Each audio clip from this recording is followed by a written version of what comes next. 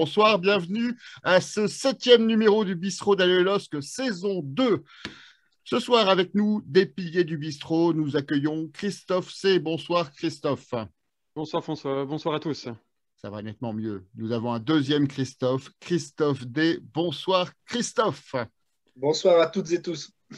Également avec nous ce soir, Georges. Bonsoir Georges. Bonsoir à tous et toutes.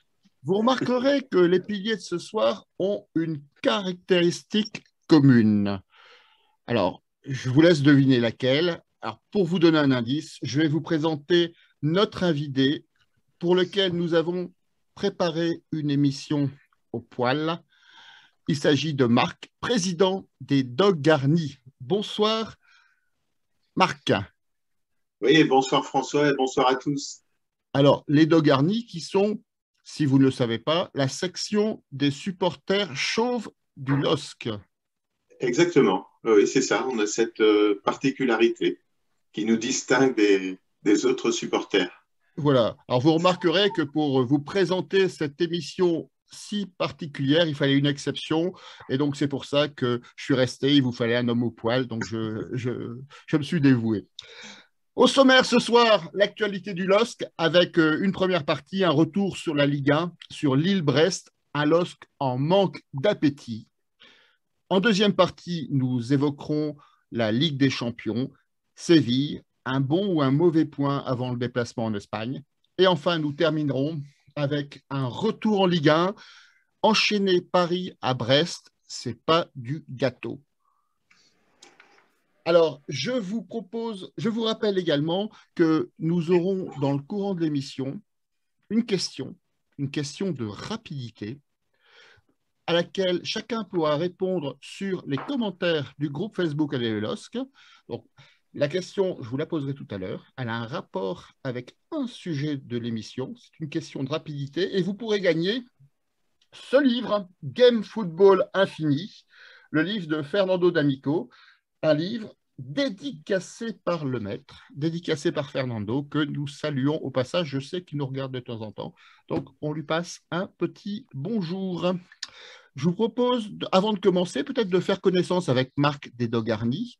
Alors, une section des supporters chauves du LOSC, je ne vais pas te demander pourquoi, ça, ça se voit, mais d'où est venue finalement l'idée de cette section un peu originale dans sa thématique?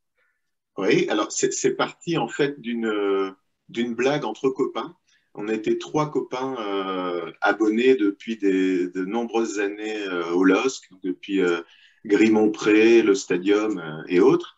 Et en fait, c'est parti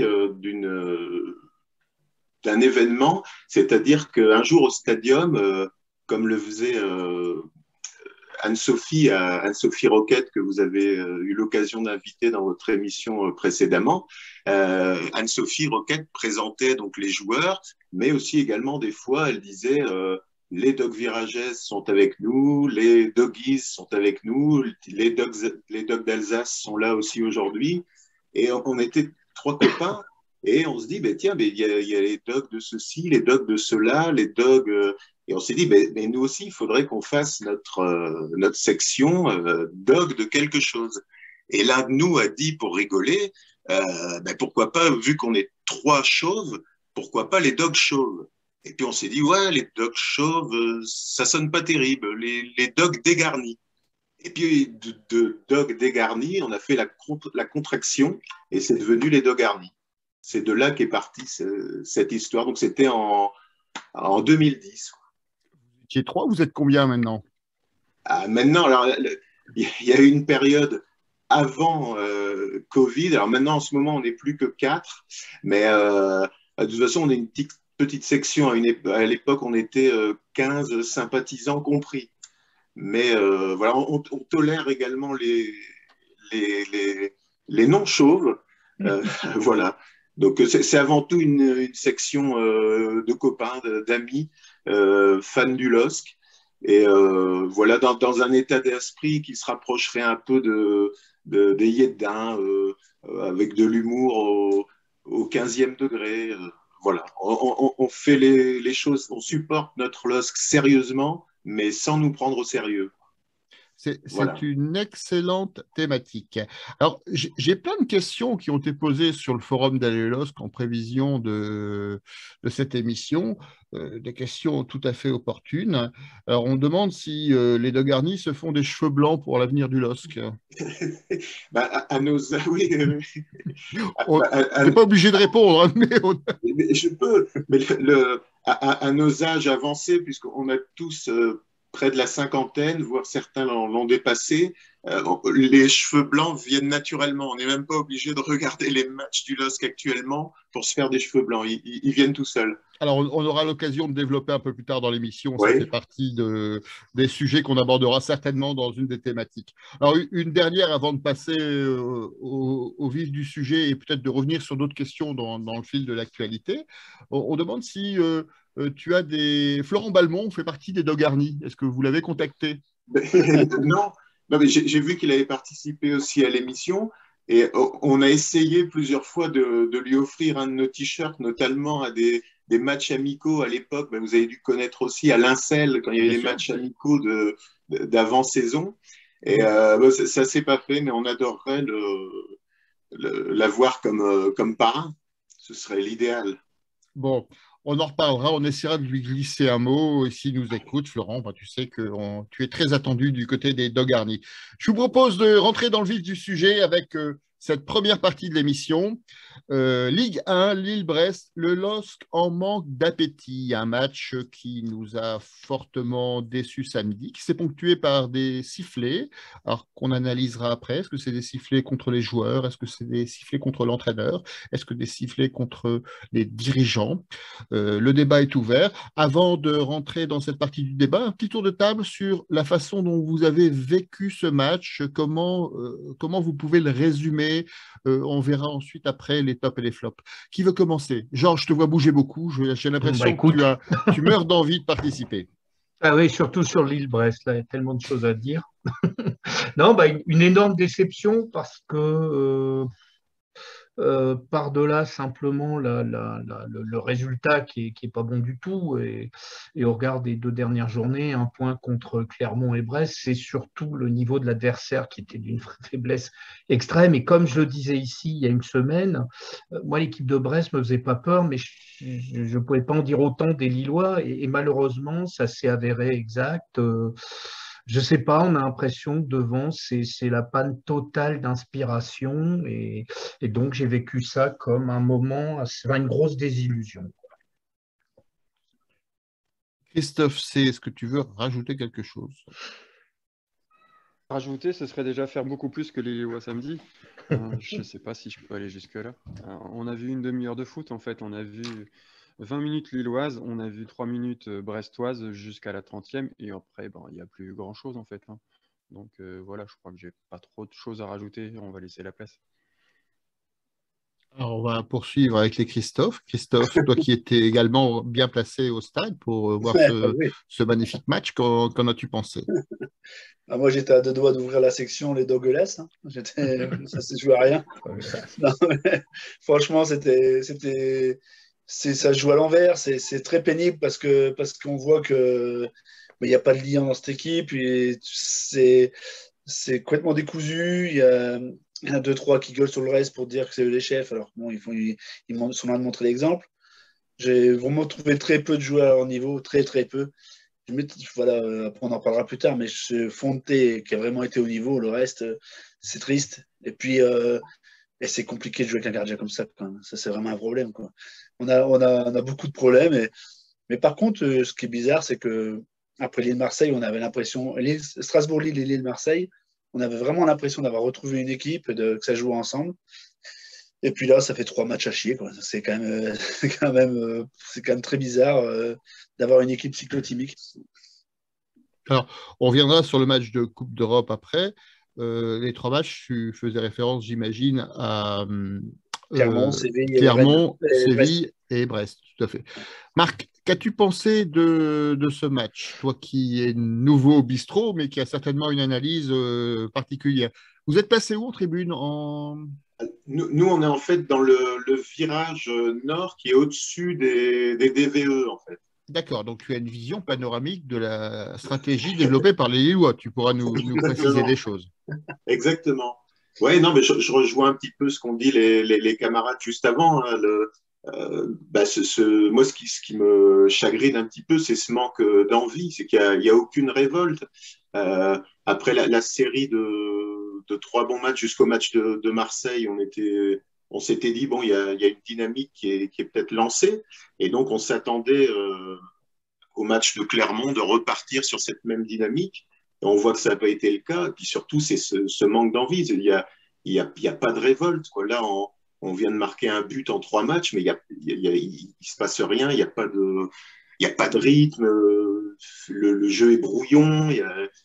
C'est vraiment triste, quoi.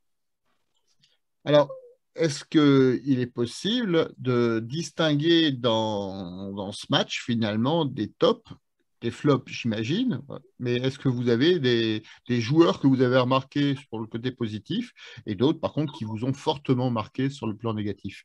Qui veut commencer? Christophe, Christophe C, tu étais peu bavard sur le plan collectif, mais tu as peut-être justement des joueurs à mettre en avant ou plutôt en arrière.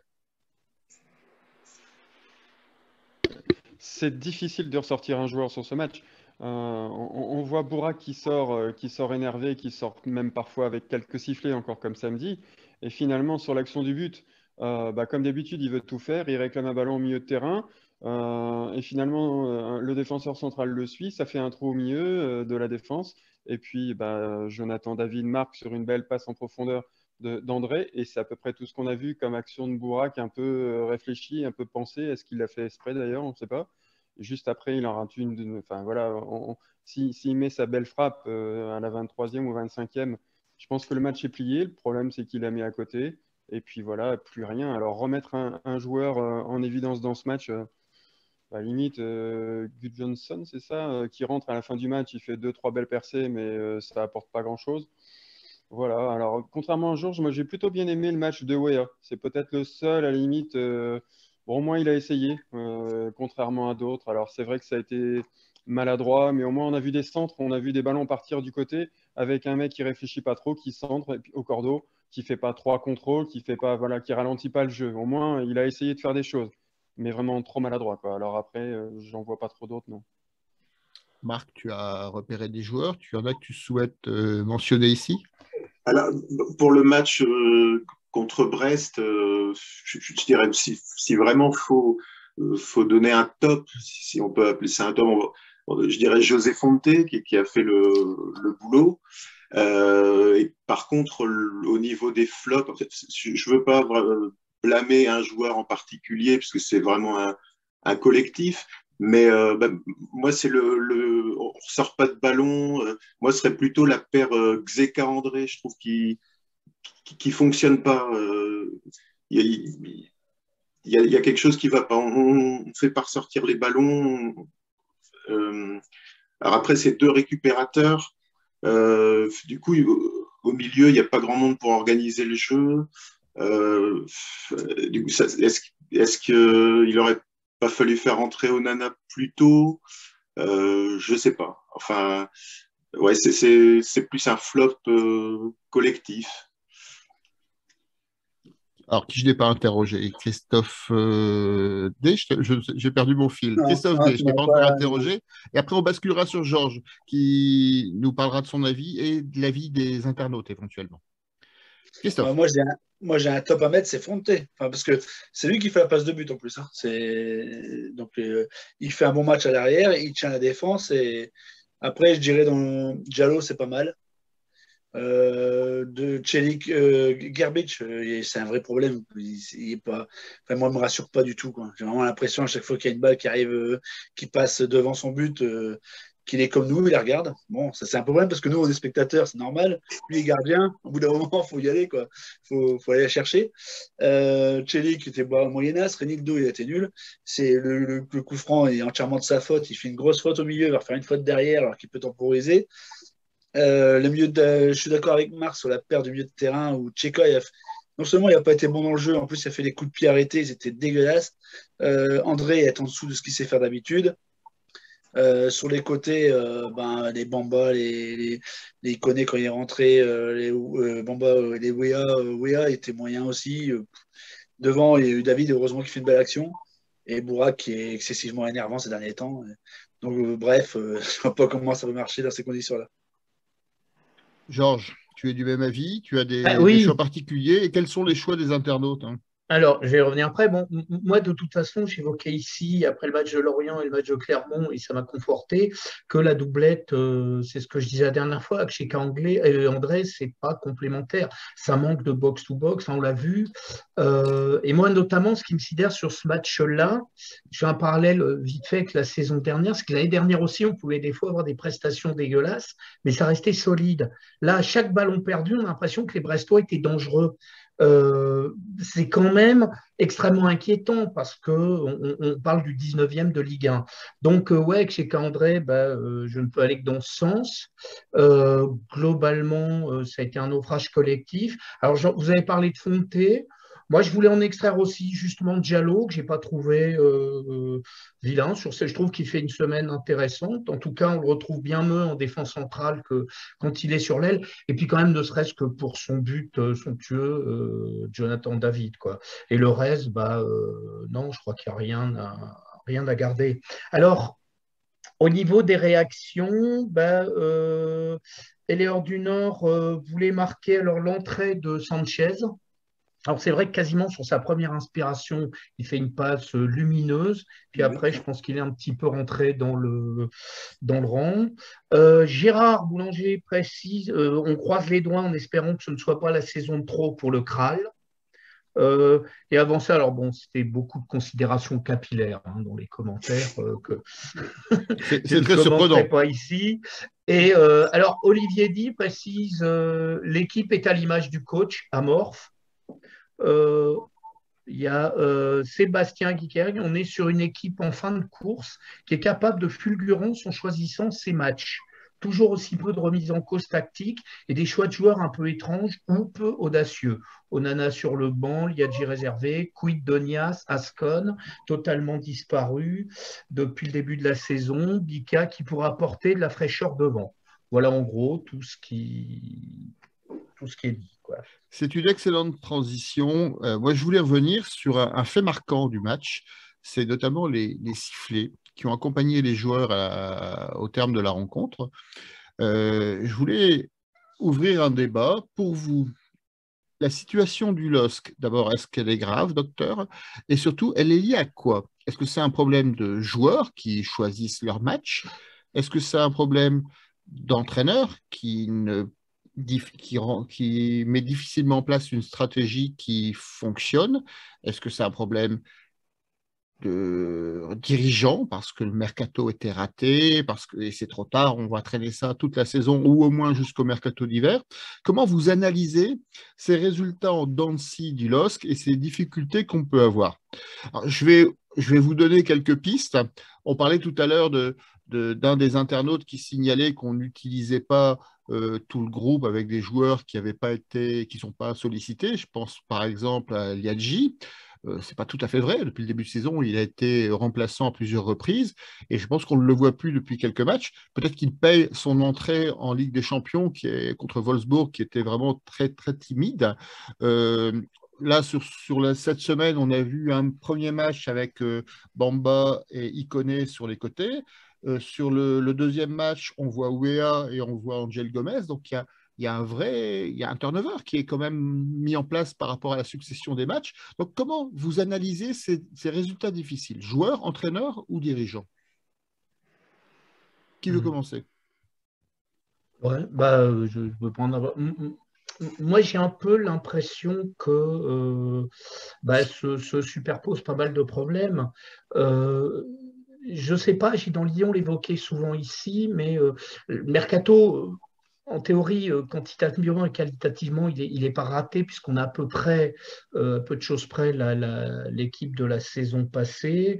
On a un Onana qui est venu renforcer. Alors, peut-être que dans les buts, le remplaçant n'est pas au niveau du titulaire de la saison dernière. Mais j'ai surtout l'impression, moi, que ce qui pose problème avec les joueurs, c'est que finalement, ils étaient arrivés sur un projet. et il se retrouve sur un autre. Peut-être que Galtier a su les tenir, pas oublier. Peut-être que simplement c'est l'effet déflagration qu'on redoutait l'année dernière au moment du changement de propriétaire qui est en train de se produire. C'est une des hypothèses. Concernant Gourvenec, manifestement, il n'est pas la solution, mais je ne pense pas qu'il soit le problème non plus. Ce qui aurait pu nous arranger, parce que dans ce cas, il n'y avait qu'à virer Gourvenec et tout irait bien, mais je pense que le problème, il n'est pas là.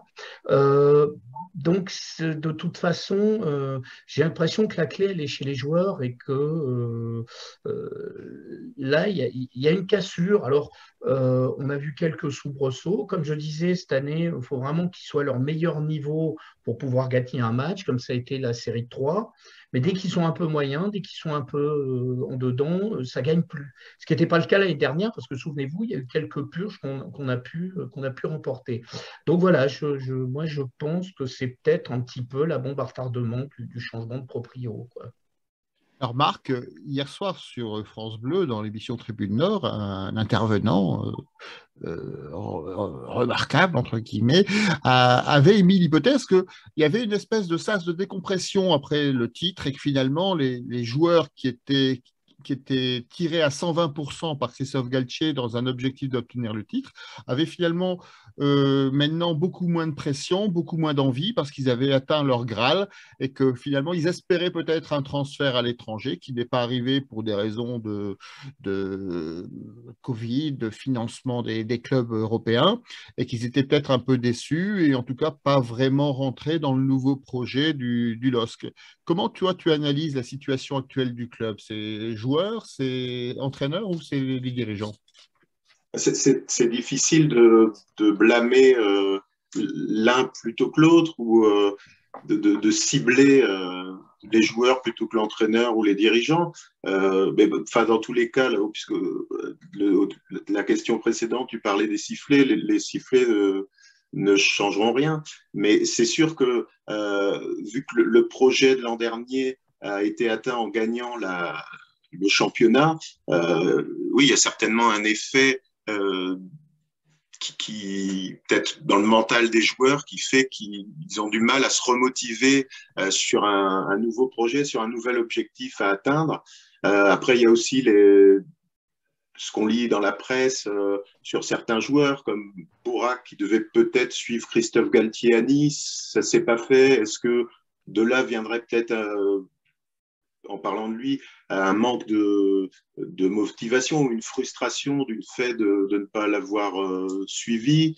Est-ce que tous ces éléments-là font qu'ils sont moins performants aujourd'hui? Je ne saurais pas le dire, mais c'est sûr que ça doit engendrer des frustrations et que mentalement, ça doit être compliqué de se remotiver vers un nouvel objectif. Ouais. Alors, je vais poser la question différemment aux deux Christophe. Quelle est la solution pour redémarrer sur une bonne route? Est-ce qu'il faut virer Jocelyn Gourvenec? Est-ce que c'est la solution? Christophe C., je te vois sourire. C'est évident. Gourvenec est responsable de tout ça, est responsable du titre de l'année dernière, est responsable pour moi, du manque d'investissement de certains joueurs, du problème de niveau de certains joueurs. Galtier a tiré d'un effectif finalement assez moyenâge, vu ce qu'ils sont capables de produire cette année, un truc formidable. On a fini champion. Alors, tu parlais de problèmes de transfert de certains joueurs dû peut-être au Covid. Je pense que c'est surtout par rapport à leur niveau. Les gens ne sont pas fous. Les gens suivent les joueurs depuis de nombreuses saisons, comme pouvait le faire Campos. Ils s'aperçoivent aussi que certains ont surperformé l'année dernière avec un collectif qui était très fort. Mais finalement, je pense qu'on a vraiment certains joueurs qui sont plus que moyennas. Donc voilà. Alors, sincèrement, comme nous disait pas le cas, peut-être qu'effectivement, Gourvenec peut entraîner, peut centrer, peut reprendre de la tête et marquer. Je ne crois pas que ce soit vraiment possible, à part par Palka. Voilà.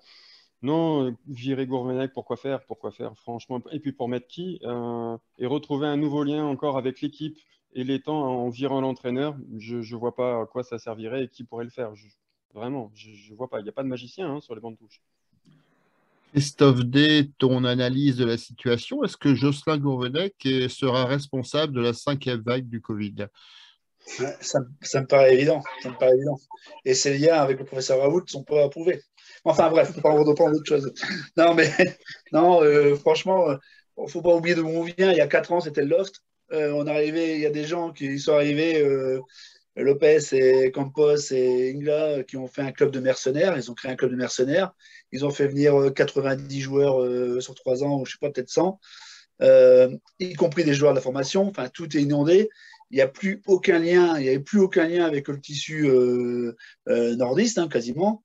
Donc, du coup, on est une équipe hors sol qui a fini par être champion avec le miracle qui s'est produit l'an passé, hein, c'est tant mieux. Mais pour trouver du liant avec des gens qui viennent de tout horizon, qui ont chacun leur objectif, et sans parler des histoires de primes qui traînent encore, on ne sait pas trop s'il y a encore des primes à payer ou bien pas pour le titre. Enfin, bref, c'est quand même un sacré merdier. Dans la formation, on a eu Vandame qui est venu ici, qui nous a expliqué ce qu'ils étaient en train de remettre en place pour essayer de restructurer les choses. Je pense que l'équipe pro, ils ne peuvent pas faire comme ça, parce qu'on ne peut pas dire, bah, allez, le LOSC, on va tout restructurer, on repartira en D2 s'il faut. Non, on ne peut plus le faire. On aurait pu le faire il y a 20 ans, mais c'est plus possible. Et donc, du coup, on essaie de faire aller comme on peut et de rebâtir une équipe sur 2 ans. Moi, c'est comme ça que je le vois, moi. Et donc, Gourvenec, là-dedans, peut-être qu'il manque un peu d'audace, mais il y a quand même un cercle émergé à gérer, quoi. Et voilà, ce que je trouve bizarre, c'est qu'on ait pu faire 3 matchs, comme on l'a dit, de très bonne facture, avec vraiment 2 très bons matchs. Hein. Je dis Strasbourg et Marseille, c'était 2 très beaux matchs. Et qu'on puisse retomber là-dedans, c'est vraiment qu'il y a un problème au sein du club. C'est pas l'entraîneur qui a décidé qu'après Marseille, on n'allait plus jouer, quoi. Ce serait idiot de dire ça. Donc voilà, je pense que franchement, à part, il faut que la ligne directrice soit claire, que les joueurs sachent où ils vont. Et ça, c'est peut-être à l'étang aussi de donner un cap assez clair pour tout le monde. Même si c'est pas clair pour nous, que les joueurs le sachent, parce que j'ai pas l'impression que tous les joueurs sachent ce qu'ils vont devenir au mois de janvier ou au mois de juin l'année prochaine. Je vous propose de terminer avec cette première partie. Georges, y a-t-il des dernières remarques sur ce sujet? Alors, une remarque de Julien, qu'on connaît bien ici. Donc, pour moi, le principal responsable du mauvais début de saison, c'est le retard de l'arrivée de Gourvenec et des recrues. J'ai le sentiment que ce groupe est sorti de sa saison rincé psychologiquement et avait besoin d'un nouveau discours, d'un nouveau projet, bref, d'un nouvel élan. Quand ton coach arrive si tard, comment tu veux mettre ça en place? Et alors, toujours Gérard, Gérard Boulanger, on est dans la filiale, donc Bika n'a apparemment pas le niveau, Ascon manque de maturité, et Nias serait peut-être au cœur d'un différent. 3 petits points, il y en a même 5. Mike Maignan nous a sauvé beaucoup de matchs pour être champion avec une équipe moyenne comme nous la connaissons aujourd'hui. Sauf que Galtier a peut-être plus de charisme que Gourvenec pour motiver le groupe. Et enfin, donc vient réflexion, c'est Sébastien, Liadj remplaçant, qui au mieux peut espérer 5 minutes en fin de match. On est dans un système à 2 attaquants. Je trouve que continuer à aligner un gaucher à droite et inversement sur le côté gauche est plutôt aberrant. Avec 2 axiaux qui pourraient penser que les joueurs capables de déborder, de centrer sur leur bon pied afin de pouvoir jouer dans la surface. Donc voilà un petit peu toutes les réactions. Je voulais faire aussi une petite aparté parce que manifestement, on a monté une affaire en mayonnaise, le caca nerveux de Bourak quand il est sorti et essayer d'amener ça comme quelque chose d'assez emblématique. Je rappelle juste que l'année dernière, il avait fait le même, il y avait eu comme ça une espèce de petit coup de sang quand il est sorti contre Angers, puis 10 minutes plus tard, il était dans le bain de la célébration. Donc, je pense aussi qu'il n'y a pas besoin de rajouter des problèmes aux problèmes existants, quoi. Gourvenec a d'ailleurs répondu à ce sujet en disant que pendant le match, il était effectivement très réactif, mais qu'après ou à l'entraînement, il était doux comme un agneau et que ça se passait généralement très bien. Donc, il a effectivement certainement été plus déçu, non pas par sortir, mais peut-être par sa prestation, parce que ça doit certainement le frustrer beaucoup de ne pas réussir à marquer des buts depuis plusieurs matchs. C'est un gagnant et il n'aime pas ne pas réussir à faire gagner son équipe. En tout cas, c'est mon analyse. Il est 21h05. je vous propose de passer à la deuxième partie de l'émission. Avant, il est l'heure de poser la question du jour. La question du jour, elle a un rapport avec Marc. Alors, c'est une question qu'on a essayé de trouver pour que les chauves-souris. Alors, Marc, tu sais que les supporters du LOSC sont des dogs. Ça, c'est connu. Est-ce que ça dérange si on dit que les Dogarni, ce sont des Xoloatzcuintla, qui est en fait le nom du chien nu du Mexique? Alors, pourquoi je vous dis ça? Parce que la question du jour, c'est, je vous rappelle, pour gagner le livre de Fernando D'Amico, le livre dédicacé, la question du jour est une question de rapidité. Le premier internaute qui réussit à écrire Xoloatzcuintla sans faute d'orthographe sur le chat du Facebook d'Alelosc, il gagne le bouquin de Fernando D'Amico. Donc, c'est pas compliqué. Tu réponds vite sur Facebook et ensuite tu nous contactes pour réclamer ton dû. Je vous propose donc de passer après cette question de la semaine. J'espère qu'on aura des réponses. Non, je vous rappelle, Xoloatzcuintla. Je ne garantis pas la prononciation, mais débrouillez-vous, Facebook est votre ami. Deuxième partie de l'émission, je vous propose de passer sur la Coupe d'Europe, Ligue des Champions, Séville. Un bon point ou un mauvais point pour le LOSC avant le déplacement en Espagne. Alors, qu'avez-vous pensé de ce match aller contre Séville? Qui veut commencer? Je propose notre invité. Marc, qu'as-tu pensé de ce match? Est-ce que c'est un bon point ou un mauvais point? C'est dur de trancher comme ça, mais bon, c'est toujours frustrant de ne pas prendre plus de points. Mais bon, moi, j'ai trouvé qu'on a été solide défensivement, mais il n'y a pas eu beaucoup d'occasions. Déjà, le retour en Espagne va être beaucoup plus compliqué. Puis on a commencé à jouer vers la fin du match, quoi. J'ai noté aussi pas mal un manque de transition entre le milieu et l'attaque. Bon, après, tout reste encore possible mathématiquement, puisque à part Salzbourg qui se détache, on se tient avec Wolfsburg et Séville finalement. Donc, voilà, bon point, mauvais point. On ne gagne pas, mais on gagne une place au classement, je le rappelle. Exactement. Ouais. Alors, je vais reposer ma question au pilier du bistrot en ajoutant un élément. On a été très déçus, on vient de le dire, par les 2 derniers matchs de Ligue 1 où le LOSC a été très décevant.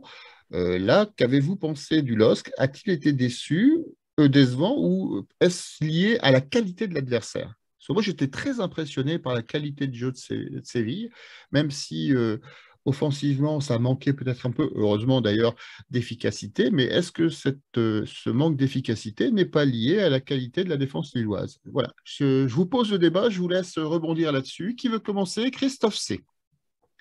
Allez. Effectivement, je suis d'accord avec toi. Séville est une magnifique équipe, très très bien organisée, qui nous a pas trop posé de problème parce que je pense pas qu'elle ait joué à fond non plus ce match, un peu à notre image. C'est des matchs un peu charnières. On est à la mi-temps, on va dire, de ce tour.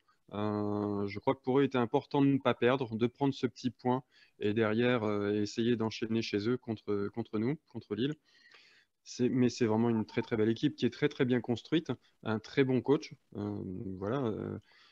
Ça tourne très très bien. Les ballons, les changements d'aile, les changements de côté sont vraiment très très bien faits. C'est huilé. Enfin voilà, ils ont un classement en championnat, en Liga.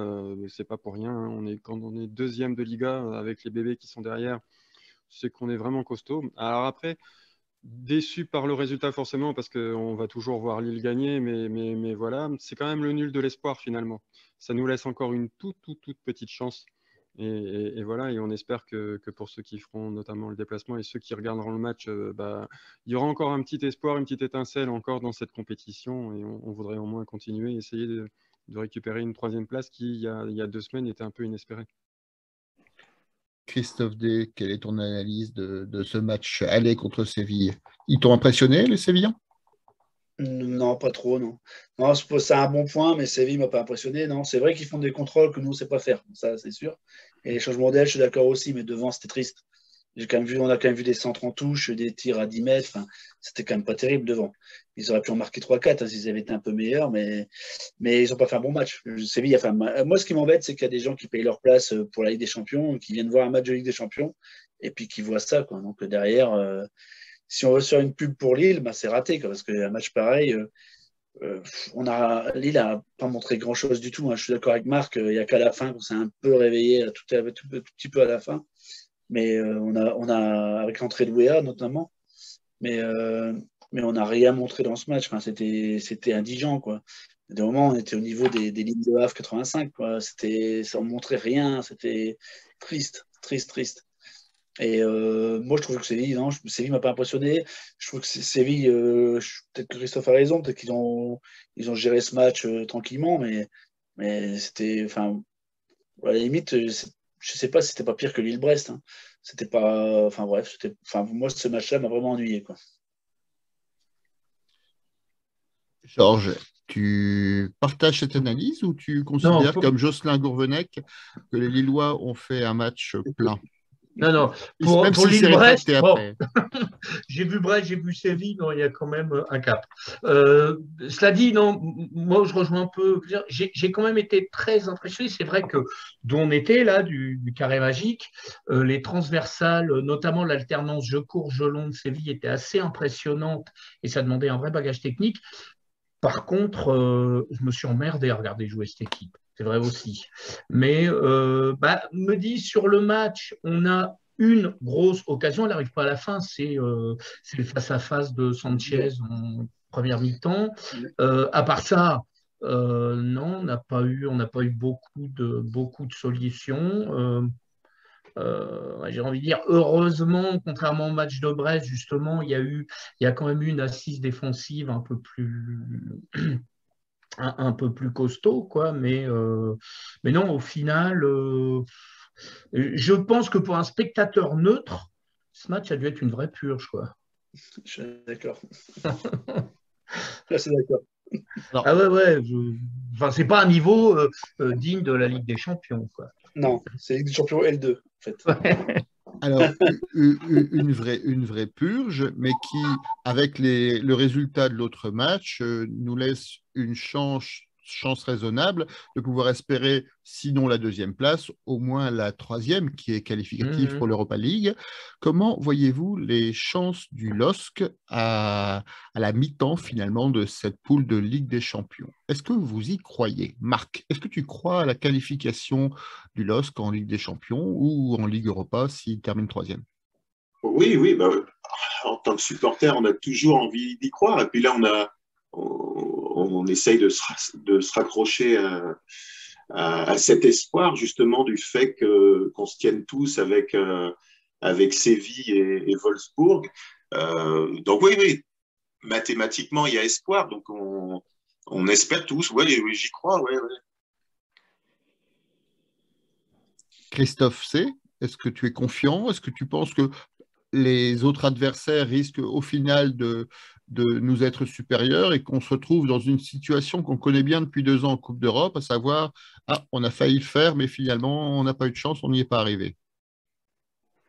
Sincèrement, par rapport aux autres équipes, à part Salzbourg, que je trouve à un niveau au-dessus, je pense qu'on a nos chances vis-à-vis des autres équipes, que ce soit Wolfsburg ou que ce soit Séville. Voilà, on a de quoi ramener encore quelques points. Comme disait Renaud, on est encore vivant, alors profitons-en. Tentons le coup. Tentons le coup, il faut y aller. Il ne faut pas avoir justement ce regret du on y était presque. Au moins, essayer d'y aller, quoi. Bordel, essayez d'y aller. Enfin, voilà, si on ne se motive pas pour ce match, qui est vraiment le match de la dernière chance pour moi, parce que si on perd à Séville, on va vraiment se retrouver, même pour la troisième place, pour moi, ce sera mort, parce que derrière on va jouer à l'extérieur quand même un gros match en Allemagne. Donc, voilà. Qui Et pourrait après, être une on finale. reçoit. Qui pourrait être une Voilà, finale. et après, on reçoit pour moi la meilleure équipe du groupe. Donc, c'est pas sur celui-là où on a vu, on en ramènera 3. Donc, Je voilà, crois que faire c'est le vraiment le contraire, maxi hein. s'ils ne se donnent pas là-dessus. Je crois que c'est le contraire. On reçoit d'abord Salzbourg et ensuite on termine à Oui. Wolfsburg, si je ne dis pas de bêtises. Oui, donc voilà, le but c'est quand même de gagner le prochain déjà, et puis comme dirait l'autre, les 3 points après les 3 points et on verra bien, hein. Donc voilà, il faut y aller, quoi, c'est tout. Alors justement, le but, c'est de gagner le prochain, mais est-ce que justement, gagner un match de Ligue des Champions, ce ne serait pas un déclic pour l'équipe du LOSC qui fait peut-être un complexe par rapport aux dernières années, sans victoire en Ligue des Champions? Je crois que ça fait près de 10 ans qu'il n'y a pas eu de victoire. La dernière est datant de Bate Borisov, si je ne dis pas de bêtises. Je ne parle même pas de la dernière victoire à domicile, qui date d'une quinzaine d'années. Non, c'est pas C'est Olympiakos, je crois. l'Olympiakos, il me semble, tout à fait. Donc, Il y a eu un barrage contre Copenhague.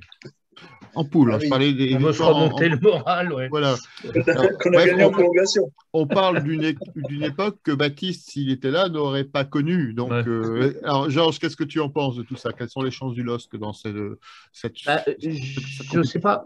Moi, le gros bémol quand même, c'est que nos deux adversaires directs, on va se déplacer, donc on est condamné à 2 exploits. Et justement, l'inversion de calendrier, moi aussi, j'aurais aimé qu'on puisse jouer Salzbourg à la dernière journée, c'est-à-dire un moment où ils auraient sans doute été assurés mathématiquement de la première place. Vous voyez ce que je veux dire? Peut-être qu'ils seraient venus en tongs à Pierre-Mauroy, c'était plus intéressant. Là, on va les jouer à fond. Ça veut dire que si on regarde bien, évidemment, mathématiquement, on a toutes nos chances et j'espère qu'on va le faire. C'est faisable, mais ça passe quand même par des exploits à l'extérieur et battre l'équipe. C'est marrant parce que avant le tournant, là, vous voyez quasiment comme l'équipe la plus faible du groupe et elle est en train de décoller, elle est vraiment très impressionnante, cette équipe autrichienne. Donc, ouais, bah, déclic à Séville. Je rappelle quand même que par-delà le truc, bon, l'année dernière, on a quand même fait quelques performances, notamment à Milan, qui valent bien, je veux dire, un exploit en Ligue des Champions. Battre Milan à San Siro, c'est pas rien. Mais, et puis, je veux dire, on n'en a pas joué énormément non plus des matchs depuis le Bate Borisov en Ligue des Champions. Alors, est-ce qu'il y a des réactions sur les réseaux sociaux, Georges? Ouais, je vais reprendre. Oui. Donc, Capenoul qui nous rappelle que Wolfsburg est actuellement à la rue. Wolfsburg a viré son entraîneur. Ah tiens, ils sont séparés du poète Overmars, je ne savais pas. Ça peut les mettre dans une position favorable et accoucher au pire d'une 3e place. Et petite rectification, c'est l'AEK Athènes qu'on a battu, pas l'Olympiakos, pour la dernière victoire à domicile, entre guillemets, à Bollard. J'ai vu ça. Nous avons nos amis de DBC qui nous surveillent de près. On n'a pas intérêt à dire des conneries, hein, parce qu'on va se faire taper sur les doigts. Alors, bonjour à Damien, qui sera d'ailleurs très bientôt notre invité au bistrot d'Allée le LOSC. J'en profite pour rappeler, alors je ne sais pas s'il y a eu des réponses à la question du jour. J'ai vu, moi, une remarque, quelqu'un qui se plaignait qu'il n'y avait pas assez de touches sur le clavier Voilà, pour sur son pouvoir écrire clavier. le mot. Je vous rappelle, le premier qui réussit à écrire sans faute d'orthographe le mot Xoloatzcuintl, alors qui veut dire, alors si vous voulez le chercher sur Google, essayez chien nu du Mexique, ce sera peut-être beaucoup plus simple. Donc le premier qui écrit ce mot sur le commentaire du groupe Facebook Allez le LOSC repart avec ce magnifique bouquin de notre ami Fernando D'Amico, Game Football Infini, dédicacé par Fernando. Tentez votre chance. Je vais la refaire une deuxième fois. Le premier, tu écris, tu réponds sur Facebook et tu réclames ton dû. Je vous propose de passer à la troisième. C'est pour le cas où quelqu'un n'aurait pas compris la blague mauvaise. Hein. Troisième partie de l'émission, donc toujours retour en Ligue 1. Enchaîner Paris à Brest, c'est pas du gâteau. Vendredi soir, si je ne dis pas de bêtises, le LOSC se rend au Parc des Princes pour affronter l'ogre parisien. Quelles sont les chances de notre LOSC en panne d'inspiration au Parc des Princes? Est-ce qu'on peut raisonnablement espérer les 3 points? Qui veut commencer? Ah ben Marc, tu vas commencer. Tiens, allez, Oui. on va commencer par toi. Est-ce que tu crois à un exploit lillois au Parc des Princes? Tant qu'un match n'est pas joué, tout est possible. On va les exploser. Si on les explose ne serait-ce qu'un 0, ce sera déjà bien. Mais ouais, j'ai envie d'y croire. En fait, on a vu que cette année, puisqu'on choisit nos matchs, on a su le faire contre Marseille. Donc, pourquoi pas refaire la même chose contre Paris. Donc oui, j'y crois. Après, comme je disais, ce qui m'avait ce qui m'avait vraiment ennuyé contre Brest, c'était le milieu Xheka-André. Donc là, comme André sera absent du fait de son carton, son troisième carton pris bêtement d'ailleurs contre Clermont. Du coup, ce sera l'occasion de voir un nouveau milieu. Donc voilà, oui, ça c'est un peu à part, mais oui, j'ai envie d'y croire, ouais, ou au moins de ramener un bon nul, ce serait bien. Alors, avant de passer la parole au suivant, je regarde discrètement les réseaux sociaux. Je pense que nous avons la bonne réponse. Gagnant. Alors, Baptiste, ce n'est pas toi. Tu as fait une légère faute d'orthographe sur le nom. Par contre, Olivier Dier l'a écrit correctement. Donc, il remporte 357 points au Scrabble et le livre de Fernando D'Amico, donc Game Football Infini. Donc, on se contactera et on définira les modalités de livraison du bouquin. Je vous propose de continuer ce tour de table. Christophe C., comment vois-tu ce match? Est-ce que l'exploit lillois est possible à Paris? L'exploit est toujours possible si on arrive à se surpasser, à se mettre dans le bon sens pour une fois. Et puis en commençant le match dès le départ et pas en étant en réaction, parce que contre cette équipe, ce ne sera pas vraiment possible. Après, quand on voit les 2 derniers matchs de championnat, il y a quand même de quoi être un petit peu inquiet. Hein, donc voilà. Mais bon, on verra. Et puis en plus, je crois que Paris a quelques absents, des absents de marque en plus. Donc voilà, je pense qu'eux aussi ont des joueurs qui sont suspendus, ils ont pas mal de blessés. Voilà, on est encore en attente également de leur attaquant Mbappé. Là, on verra bien ce que ça peut donner. Donc voilà, nous se reconstruire une équipe avec nos absents et puis voilà, compter sur nous et surtout y aller pas qu'avec les pieds mais avec la tête, quoi. Et peut-être que déjà en se disant on a un premier match de Ligue des Champions vendredi pour bien se préparer pour le match de mardi soir. Peut-être qu'il y a moyen de faire quelque chose en tout cas. Voilà, y aller en tout cas et nous on y croit donc il n'y a pas de raison qu'eux n'y croient pas. Alors, effectivement, on a un Paris qui sera là, légèrement affaibli avec des absences pour suspension de Verratti, si je ne dis pas de bêtises, et de Hakimi. Il y a aussi des blessés, peut-être? Je n'ai pas Verratti est suivi. blessé pour 1 mois a priori. D'accord. Donc, est-ce que c'est une chance dans un PSG où finalement on loue beaucoup la puissance offensive, mais on s'inquiète notamment en Coupe d'Europe, finalement, des difficultés qu'ils ont à équilibrer leur fond de jeu? Georges, comment tu vois ce match? Alors, de part et d'autre, impronosticable parce que c'est vrai qu'on a su se sublimer à certains niveaux. Je pense que si on est au niveau de ce qu'on a donné contre Marseille, l'exploit est tout à fait envisageable. D'autant que Paris, le peu que j'ai vu, ça repose essentiellement sur des exploits individuels de Mbappé parce que ce soit en championnat comme en Coupe d'Europe, ça pratique un football vraiment dégueulasse. Sincèrement, je pense que si j'étais supporter du Red Bull Leipzig, je serais sorti du dernier match extrêmement frustré. Et donc, ouais, il y a, je ne sais pas, on parlait d'Mbappé qui serait éventuellement pas là, parce qu'actuellement, je crois que c'est la clé de l'équipe, quoi. Je pense que pour Neymar, il faut une cure à Amélie-les-Bains au plus vite, et puis Messi se rôde encore, quoi. Donc, moi, leur quatuor offensif, en plus, voire d'un match à l'autre, je crois que les Parisiens choisissent aussi un petit peu les matchs, notamment le quatuor devant, les matchs où il faut défendre. Et peut-être que contre Lille, ils seront amenés à défendre un petit peu moins, ce qui nous permettra peut-être d'avoir aussi une équipe parisienne coupée en deux. Donc je pense que dans ce cas, si on sait être suffisamment homogène et reproduire ce qu'on a su faire contre Marseille l'année prochaine ou l'année dernière, je veux dire, ouais, il y a un coup à faire, quoi. Christophe D., tu rejoins cette analyse? Est-ce que la clé du match, elle est dans la qualité du jeu que pourra proposer le LOSC ou dans les défauts de l'équipe parisienne? Moi, je pense qu'on peut finir 3e grâce à Wolfsburg. Parce qu'on m'a pas posé la question tout à l'heure, moi. Ah, bon, tu as le droit à 30 Non, secondes on s'en fout. sur Wolfsburg, si tu veux.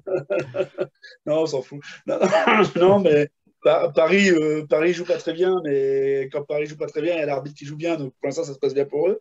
Et donc, du coup, Angers a quand même gagné avec 2 buts de l'arbitre, comme c'est pas facile. Donc, non, enfin, perdu avec 2 buts de l'arbitre. Non, je pense que Georges a raison, c'est compliqué comme match parce que nous, on choisit nos matchs, comme disait Marc aussi. Paris, nous, si on a des stars, alors eux, c'est même plus des stars, c'est des superstars. Non, la clé du match, c'est peut-être Messi. Il faut faire un petit pour le marquer. Peut-être mettre Gomez, qui est tout petit, qui peut le marquer. Non, mais ça reste mes tactiques. Hein, je veux la place de Gourvenec. Donc, non, je sais pas. Je sais pas pronostiquer ce genre de match. Il y a Paris, il y a des blessés, il y a des suspendus. Nous, a priori, on a un blessé, un suspendu. Bon, bah, on verra bien ce que ça donnera, mais j'ai pas de. Franchement, je sais pas trop. Je pense qu'on fera un bon match parce que de toute façon, les gros, on sait les jouer. Enfin, on aime bien les jouer. Maintenant, qu'est-ce qui va se passer, j'en sais rien. Alors, quel est le match le plus important de la semaine selon vous? Est-ce que c'est Paris ou est-ce que c'est Séville? Sur lequel vous mettriez les forces lilloises si vous étiez entraîneur lillois? Marc? Je vais faire une réponse un peu bateau. Mais tous les matchs sont importants, mais bah, les deux, le match de Paris, là, en perdant, on se met dans une situation en championnat qui va commencer à vraiment, enfin, qui est déjà compliquée, mais qui va commencer à nous mettre une sacrée pression sur les épaules. Après, Séville, oui, comme on le disait précédemment, c'est aussi un match où il ne faut pas perdre, essayer de ramener des points. Donc, les deux sont importants, oui. Alors, Christophe C., est-ce que pour toi, la défaite contre Paris est permise? Parce que de toute façon, on n'envisage pas des points qu'on rencontre Paris. Et dans ce cas-là, il faudrait prioriser Séville. Ou est-ce que les deux sont importants? Il faut jouer match après match et s'adapter finalement à la conjoncture. Pour moi, là, évidemment, le match de vendredi est très très important. Alors, si on a des joueurs qui sont assez cons pour choisir leur match et se donner à fond contre Paris, alors qu'ils nous sont supérieurs dans tous les domaines et notamment ils dominent le championnat cette année de façon incroyable, et que nos joueurs se disent on va mettre le maximum sur ce match-là, et donc on va choisir de jouer à fond Paris et qu'on n'essaye même pas contre Clermont et contre Brest samedi dernier, vraiment là, il n'y a plus rien à espérer, quoi. Si c'est ça, choisir un match et se dire, tiens, on va jouer un gros match contre Paris, on ne fait rien à côté. Là, vraiment, eh ben, il faut vraiment qu'on change beaucoup de joueurs dans notre équipe. Donc voilà, j'espère que c'est pas ça. Le mot choisir ces matchs, non, non, franchement, non, il ne faut pas. Hein. Donc j'espère que pour Paris, ce sera un gros match. Et forcément, on ne peut pas préparer un match de Ligue des Champions en se prenant une pile. Mais alors, si on en prend 5 contre Paris vendredi, on aura l'air fin. Et puis, je pense que derrière, on ne sera pas très très bien 2 jours après ou 3 jours après. Un avis d'un deuxième Christophe? Moi, je dis que si on doit reposer un joueur ou deux, ça serait contre Paris. Parce que j'aimerais bien quand même que pour une fois, on passe une poule en Ligue des Champions. Donc voilà. Après, ça ne veut pas dire que je choisis le match, ça veut dire qu'on fait tourner. Hein. Ça serait bien. Par exemple, on fait jouer les Parisiens à Paris. Et puis, on ne les fait pas jouer à Séville. Ça, c'est pas mal. Ils sont contents, ils sont chez eux, il y a bling bling, il y a tout ça, il y a toute la famille. Et puis, c'est pas une bête idée. Au moins, ils vont vouloir briller. Qui tu appelles les Parisiens? Bah, il connaît Bamba et voilà, il y a plus vieux que je crois. Mais ils vont essayer de briller parce que c'est chez eux, ils vont voilà. Et puis après derrière, on les fait pas jouer à Séville, c'est pas con ça. Ça, il y aura du niveau de Paris et du niveau à Séville. Georges, pour terminer sur deux tables? Bah déjà, au niveau du turnover, il y a André sur le banc de touche qui avait échoué le choix de ne pas jouer Paris. Mais, Et comme quoi, c'est vrai, ils choisissent leur match. voilà. Mais moi, pour le coup, j'ai quand même envie de dire aussi, moi, j'attache une petite priorité à Séville parce que, on l'a dit, ça va devenir un vrai match coup près, que si on ne fait pas un coup sur celui-là, on peut quasiment dire adieu à l'épopée européenne. Paris, en théorie, on n'est pas appelé, on ne sera pas hyper favori et il reste quand même une bonne partie de saison pour se refaire la main quand même. Donc, j'aimerais bien évidemment qu'on gagne les deux, mais une petite priorité pour Séville parce que c'est vrai que c'est quand même gavant chaque saison de se dire tiens, on va lâcher la Coupe d'Europe cette année pour pouvoir se préparer au championnat et se qualifier pour une Coupe d'Europe qu'on lâchera l'année prochaine pour se repréparer à la Coupe d'Europe suivante, quoi. À un moment, ce projet Vache-Qui-Rit, Il est 21h30. Je vous propose de terminer cette partie et cette émission avec le traditionnel concours de pronostics. Donc, pronostics sur les deux matchs, donc Paris et Séville.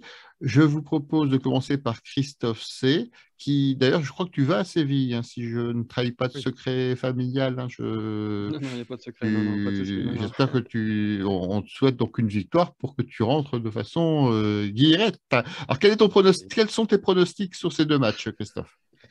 Alors, pour Paris, je vois un bon match nul 1 partout avec un but de l'arbitre pour Paris à la 93e sur penalty. Je pense que là, on ne peut pas trop. Hein. Et puis pour Séville, une petite victoire à l'arrache 1-0 avec un vrai match de coupe. Voilà, j'espère juste qu'on n'aura pas un terrain trop boueux. Ça voudrait dire que ça va me fâcher avec le week-end. Donc voilà, j'espère juste du jeu, du foot et puis une bonne victoire. Voilà, 1-0. Marc, quels sont tes pronostics pour ces deux matchs? Alors, je ne sais pas si tu vas à Séville. En tout cas, on n'ira pas au Paris Saint-Germain. Je rappelle, les supporters lillois sont interdits de déplacement et nous avons reçu les consignes cet après-midi du LOSC qui nous rappellent que si des supporters y vont en indépendant et qu'ils vêtissent leur maillot du LOSC ou tout signe distinctif, ils se feront éjecter du stade, ce qui d'ailleurs dédicace finalement au stadier et à la police du match contre Marseille, où l'application de la règle n'a pas été exactement la même. Donc Marc, je te laisse donner tes pronostics. Oui, alors contre Paris, je pense qu'on va être solide défensivement, mais je ne vois pas marquer. Donc, je pense à un 0-0. Et comme Christophe précédemment, je nous vois bien gagner en Espagne et une victoire 1-0 à Séville. Georges, est-ce que tu veux Wow. nous faire part de tes pronostics? Je crois que c'est le moment de faire des paris de haut. Tiens, je vais tenter la Battistade, surtout qu'il y en a eu une, un 5-4. En 83, c'était arrivé, on a gagné 5-4 au parc. Donc, allez, match déclic, ça va être 5-4. Et Séville, ouais, une victoire 1-0 à l'arrache. Faire un petit coup de dé dans un match aussi fermé qu'elle allait, mais où ça tournera. Et j'espère que je pourrai voir Christophe C célébrer sur la place d'Espagne à Séville. T'enverras la vidéo. Christophe D, je te passe la parole. Je ne t'oublie pas cette fois-ci. Donc, tu peux nous parler non pas de Wolfsburg, mais des deux matchs donc, de Séville et de Paris. Quels sont tes pronostics? Et dans la thématique, on n'a pas dit qu'on ne voulait pas voir un Los Calare. C'est vrai, c'est pas faux. Ouais. Mais il fallait en garder pour une prochaine fois. Ok, c'est vrai. Bon, non, mais Paris, franchement, je le sens pas. Je le sens pas parce qu'ils ont une revanche à prendre du Trophée des Champions. Et puis, comme je le disais, l'arbitrage est quand même bien dégueulasse cette année. Mais ça change pas beaucoup. Mais donc, je pense qu'on perd à Paris. Je dirais 1-0. Voilà, faut pas en prendre trop. Et après, j'espère fort une victoire à Séville. Par contre, je vois pas le fait qu'on puisse faire un match à Séville sans prendre 2 buts. Donc, je dirais, j'ai un 2-1, ça serait bien, ça m'irait. Mais c'est vraiment un espoir. Le réveil du bout du monde. Est-ce qu'il y a des pronostics sur les réseaux sociaux, Georges? Alors oui, j'ai un peu perdu le fil, mais il y a Baptiste justement qui proposait un 2-1, 2 fois 2-1. Donc, s'emmerde pas, Baptiste, il nous a fait un pack de victoires. Et donc, Capnoul qui me rappelle quand même qu'il y avait eu lors de 5-4, pour ceux qui sont un hat-trick de Patrick Ray. Voilà, c'est voilà, c'est bon. Il fallait le dire. Il fallait le dire. Mais si on n'a pas d'autres pronos. Si j'ai un 0-0 pour vendredi, Capnoul. Ouais. Bon, moi, vous savez que je suis généralement toujours très mauvais pronostiqueur, mais la fois dernière, j'ai voulu ruser en donnant des mauvais pronostics pour le côté sportif lossiste. Alors, cette semaine, je me lâche. Je vois 2 victoires, 1-0 pour le LOSC. Je pourrais même vous décrire comment vont être marqués les buts pour ceux qui me connaissent en tribune, mais je ne voudrais pas heurter les oreilles chastes des auditeurs du bistrot d'Ale LOSC, donc je n'en ferai rien. Voilà, je vous remercie. J'espère que vous n'avez pas trouvé que durant cette émission, nous avons tiré un peu par les cheveux les blagues. Donc, en tout cas, on a essayé de rendre hommage à cette section de supporters atypiques que sont les Dogarnis. Marc, tu es le bienvenu. Je te remercie de ta participation. Merci de ton invitation, François, et merci aux deux, Christophe et Georges. C'était sympa de partager ce moment avec vous. Voilà, ils ne se sont pas rasés pour l'occasion, hein. Je sais que tu es un fidèle du bistrot d'Adèle Lost, mais ils Oui, n'avaient déjà plus de cheveux avant, hein. Par contre, moi, j'ai refusé de le faire. J'ai essayé de mettre mon casque pour masquer un peu. Généralement, on masque un peu les calvities. Moi, c'est le contraire. J'ai honte de mes cheveux, mais mon épouse n'aurait pas apprécié que j'utilise les doubles lames de Gillette ce soir, juste pour l'émission. Donc, merci Marc, en tout cas, tu es le bienvenu merci. au bistrot quand tu veux. Merci Christophe C. pour tes interventions. Merci, Merci au revoir François, merci à Georges. tous. Merci, au revoir. Merci Christophe D. Merci à tous les internautes qui sont intervenus en direct à l'émission, qui ont posé leurs questions, qui ont réagi. Bravo donc à Olivier pour avoir brillamment remporté notre concours de Scrabble du soir. Je vous souhaite une très bonne semaine avec 2 rendez-vous très importants donc pour le LOSC. Le replay sera disponible dans quelques minutes sur la chaîne YouTube. N'hésitez pas à partager et liker l'émission et la chaîne YouTube. D'ici là, je vous souhaite une bonne semaine et je vous dis 2 fois, allez le LOSC.